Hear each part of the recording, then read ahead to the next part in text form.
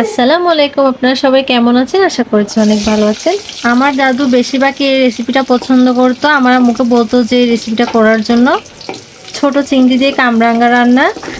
তো দাদুর কাছ থেকে আমিও খেয়েছি। খেয়ে এরপর আমিও পাগল হয়ে গেলাম রেসিপিটার জন্য। তো আম্মুকে বলতাম যে আমার জন্য একটু করার জন্য বাড়িয়ে। এরপর আম্মুকে যখন বাড়িতে গিয়েছিলাম আম্মুকে বলছিলাম কামরাঙ্গা গাছ থেকে পেড়ে আমার জন্য রান্না করার জন্য। তখন কিন্তু ছিল না কামরাঙ্গা গাছে। তো এই জানদের জন্য কালকে কালা ভুনা, তারপর আর অনেক কিছু দিয়েছে। এর সাথে আমার জন্য কামরাঙ্গা দিয়েছে অল্প করে পেরে। তো এবার চেষ্টা করছি রান্না করার জন্য। আম্মুকে সাথে সাথে কল দিয়েছি, আম্মু কিভাবে কি কি দেবো আমাকে একটু বলে দাও। তো আম্মু বলছে কিছু না, শুধু পেঁয়াজ দিয়ে হলুদ মরিচ তেলের মধ্যে একটু কষাবা, তারপর ওখানে চিংড়ি আর পাতলা করে কেটে রাখা তোমার কামরাঙ্গাগুলো দিয়ে দেবো উপরে। ব্যাস হয়ে গেল। কষানোর পরে নামিয়ে ফেলবা। তো আম্মুর মতো করে করলাম। এত যে মজা হয়েছে মাশাআল্লাহ, আমার হাতে কামরাঙ্গা রান্না ঠিক আম্মুর মতোই।